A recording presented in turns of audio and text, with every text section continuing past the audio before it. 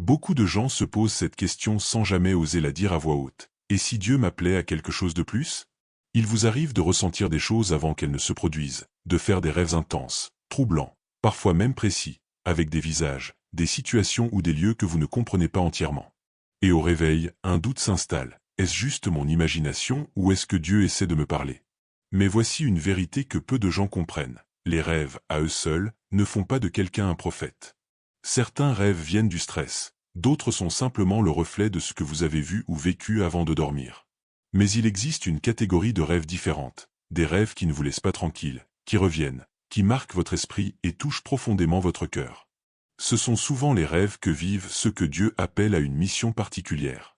Et le premier signe que vous ne devez pas ignorer, c'est lorsque vous recevez des avertissements en rêve avant que certaines choses n'arrivent, et que vous vous réveillez avec un poids intérieur, un fardeau spirituel qui vous pousse à prier, comme si ce que vous avez vu n'était pas juste pour vous, mais pour une raison plus grande. Ce ne sont pas des rêves aléatoires.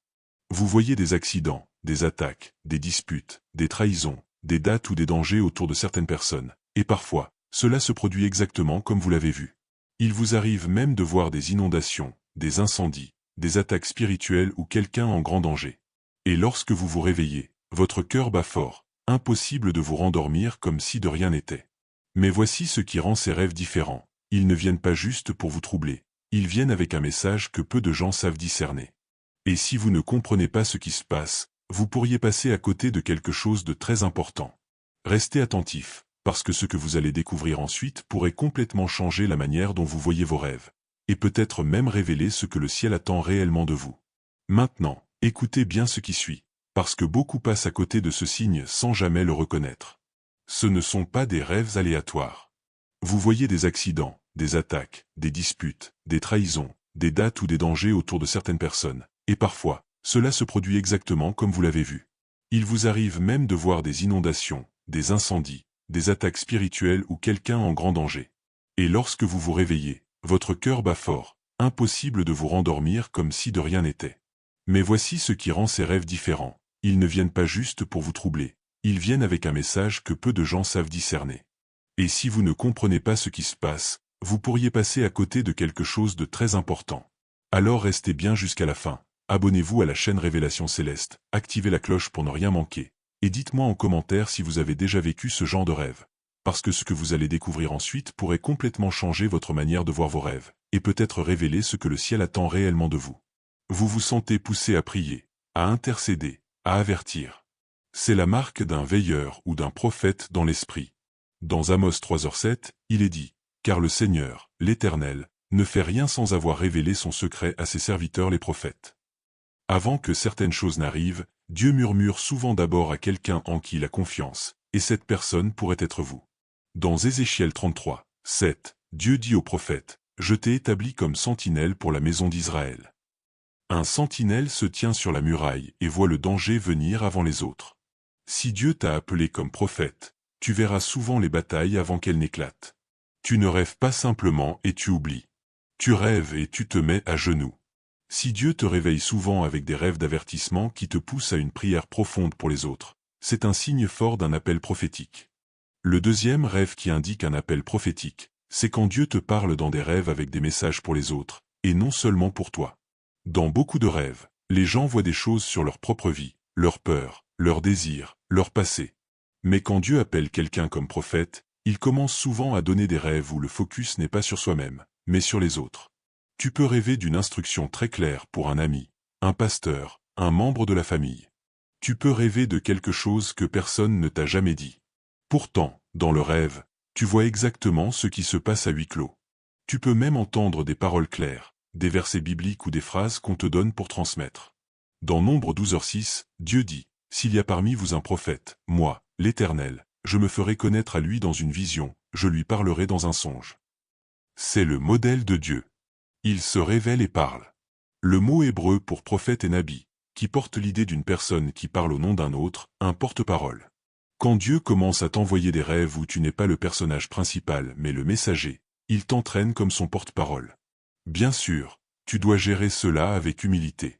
Tu ne vas pas partout diffuser chaque rêve. Tu le testes à la lumière de la parole. Tu cherches des conseils. Tu attends le bon moment. Mais faites attention quand tes rêves commencent à porter des missions pour les autres. Les prophètes sont des facteurs dans l'esprit. Le rêve est l'enveloppe. Sa parole est la lettre. Le troisième rêve, c'est quand tu rêves souvent de manteaux, d'huile, de rouleaux ou d'être mis à part pour une tâche. Certaines personnes rêvent de quelqu'un qui pose un manteau sur leurs épaules, ou d'huile versée sur leur tête, ou de mains imposées sur elles. D'autres se voient manger un rouleau, recevoir une trompette, tenir un stylo qui écrit tout seul, ou être vêtus de nouveaux habits. Ce sont des rêves d'ordination connus. Dans un roi 19h19, Élie jette son manteau sur Élisée. Ce manteau représentait un appel prophétique. Dans Jérémie 1h9, il est dit « Puis l'Éternel étendit la main, toucha ma bouche ». Dieu marquait la bouche de Jérémie pour un usage prophétique. Dans Ézéchiel 3h01, Dieu dit à Ézéchiel de manger le rouleau contenant ces paroles. Ces symboles apparaissent souvent dans les rêves de ceux que Dieu appelle. Un manteau peut représenter un appel. L'huile, l'onction. Un rouleau, la révélation et les messages. Une trompette, une voix qui appelle à l'attention. Tu peux te réveiller de ces rêves en sentant « Dieu me met à part pour quelque chose ». Tu ne peux pas l'expliquer pleinement, mais tu te sens marqué. Avant que Dieu ne te révèle publiquement, il te marque souvent en privé. Le quatrième rêve qui peut indiquer un appel prophétique, c'est quand tes rêves sont pleins de symboles et que les interprétations te viennent naturellement. Les personnes prophétiques ont souvent des rêves symboliques. Au lieu que Dieu dise directement « ceci va arriver », il montre des images, des animaux, des nombres, des couleurs, des scènes étranges. Au début, cela peut être confus, mais avec le temps, tu remarques. Tu comprends souvent ce que les symboles signifient, soit immédiatement, soit après la prière. Tu peux te voir dans un bateau qui coule et savoir que c'est une question de ministère en train de mourir. Tu peux voir des fruits pourris dans un panier et savoir que c'est un caractère corrompu. Tu peux voir des fondations fissurées sous une église et savoir que Dieu met en lumière des problèmes cachés. Dans Genèse 40, 8, Joseph dit « Les interprétations n'appartiennent-elles pas à Dieu ?» Puis il interprète les rêves des serviteurs de Pharaon. Dans Daniel 1h17, il est dit « Dieu donna à Daniel de la science, de l'intelligence dans toutes les lettres et dans toute la sagesse, et il lui fit comprendre toutes les visions et tous les songes. » Le mot hébreu pour vision est chazon, qui parle d'une vue divine, d'une image donnée par Dieu avec un sens. Les prophètes vivent souvent dans ce monde d'images et de significations. Si tu trouves que tes rêves sont hautement symboliques et que pourtant le Saint-Esprit te donne continuellement la compréhension et l'interprétation d'une manière qui aide les autres, c'est un autre signe de grâce prophétique sur toi. Les prophètes sont des traducteurs. Ils transforment les images du ciel en langage humain. Le cinquième rêve qui peut indiquer un appel prophétique, c'est quand tu te retrouves souvent en guerre spirituelle intense dans tes rêves, confrontant les ténèbres au nom de Jésus. Certains de tes rêves ne sont pas calmes. Tu peux voir des démons, des serpents, des autels, des rassemblements de sorcellerie ou des gens enchaînés. Mais dans ces rêves, tu ne fuis pas simplement. Tu te retrouves à réprimander, à prier, à briser des chaînes, à invoquer le nom de Jésus, et les choses changent vraiment. Tu te réveilles épuisé, mais tu sens aussi que quelque chose a été brisé dans l'esprit. Parfois, après de tels rêves, tu remarques qu'une personne pour qui tu priais change soudainement ou qu'une longue bataille commence à se desserrer. Jérémie 1h10 donne une image du travail prophétique. Vois, je t'établis aujourd'hui sur les nations et sur les royaumes, pour arracher et pour abattre, pour détruire et pour renverser, pour bâtir et pour planter. Les prophètes ne consolent pas seulement. Ils confrontent les structures du mal dans le domaine invisible. Cela ne veut pas dire que chaque rêve de guerre spirituelle signifie que tu es prophète. Mais quand cela devient un pattern, surtout avec autorité, cela montre que Dieu peut t'utiliser comme guerrier prophétique et intercesseur. Avant d'envoyer certains prophètes au micro, Dieu les envoie sur le champ de bataille. Le sixième rêve qui peut indiquer un appel prophétique, c'est quand tu rêves souvent de te tenir devant des gens, des leaders ou même des nations pour délivrer des messages de Dieu. Tu peux te voir sur des plateformes que tu n'as jamais touchées. Tu peux être devant des foules ou dans des réunions avec des leaders, des pasteurs, ou même des rois dans ton rêve, partageant des paroles très claires de Dieu. Parfois, tu vois des cartes, des drapeaux ou des régions entières pendant que tu parles. Dieu peut te montrer l'ampleur de ton assignement prophétique. Dans Jérémie 1h5, Dieu dit « Avant que je t'eusse formé dans le ventre de ta mère, je te connaissais, et avant que tu fusses sorti de son sein, je t'avais sanctifié, je t'avais établi prophète pour les nations. » Plus tard au verset 10, il mentionne les nations et les royaumes. Les paroles de Jérémie n'affecteraient pas seulement sa rue, mais des nations. Cela ne veut pas toujours dire que tu voyageras physiquement partout.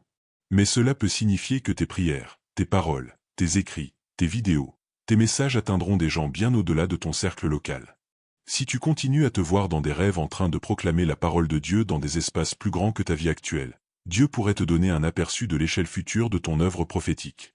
Dieu te laisse souvent rêver ton assignement avant que tu ne marches dedans. Le 7e rêve qui peut indiquer un appel prophétique, c'est quand tes rêves appellent constamment toi et les autres à la repentance, à la sainteté et au retour à Dieu. Les prophètes ne sont pas seulement des rêveurs de l'avenir. Ils sont des appelants au cœur de Dieu.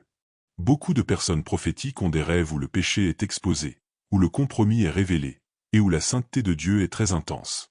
Tu peux rêver d'église où l'extérieur est beau, mais derrière il y a de la pourriture. Tu peux te voir pleurer sur des gens qui dérivent. Tu peux rêver du jugement à venir si certaines choses ne changent pas. Souvent, tu te réveilles avec un cri profond pour la pureté et la vérité dans l'Église. Dans Ésaïe 6, Ésaïe voit le Seigneur haut et élevé et entend les séraphins crier « Saint, Saint, Saint ». La première chose qu'il dit est « Malheur à moi. Je suis perdu ». Les vraies rencontres prophétiques te font voir le péché clairement, en commençant par le tien. Dieu utilise de tels rêves pour former les prophètes comme des voix qui ramènent les gens à lui, et non comme des voix qui divertissent. Un appel prophétique n'est pas une question de prédire des événements. C'est une question de protéger les cœurs pour qu'ils ne s'égarent pas loin de Dieu. Maintenant, après avoir entendu tout cela, tu peux penser, j'ai certains de ces rêves. Est-ce que cela signifie que je dois commencer à m'appeler prophète tout de suite? Pas nécessairement. Les rêves sont des signes, mais ils ne sont pas l'image complète. Un vrai appel prophétique se montrera aussi dans ton amour pour la parole de Dieu, ton caractère, ton humilité, ta soumission à une couverture spirituelle, et le fruit qui grandit avec le temps. Dieu le confirmera par de nombreuses autres voies, par l'écriture, par des patterns constants, pas seulement par 1 ou 2 rêves dans la nuit. Si tu te reconnais dans ces rêves, ne te précipite pas pour te donner des titres. Précipite-toi aux pieds de Jésus. Dis-lui, Seigneur, si tu m'appelles de cette manière, enseigne-moi, purifie-moi, forme-moi. Ne me laisse pas devenir arrogant ou imprudent avec ce que tu me montres. Parce qu'au final, l'appel prophétique n'est pas une question d'avoir des rêves intéressants. C'est une question de porter fidèlement le cœur de Dieu aux gens. Le vrai poids d'un prophète n'est pas dans le rêve qu'il voit, mais dans la croix qu'il porte. Voilà, c'est tout. Merci d'avoir lu. Si tu aimes ce contenu, n'hésite pas à t'abonner à notre chaîne YouTube.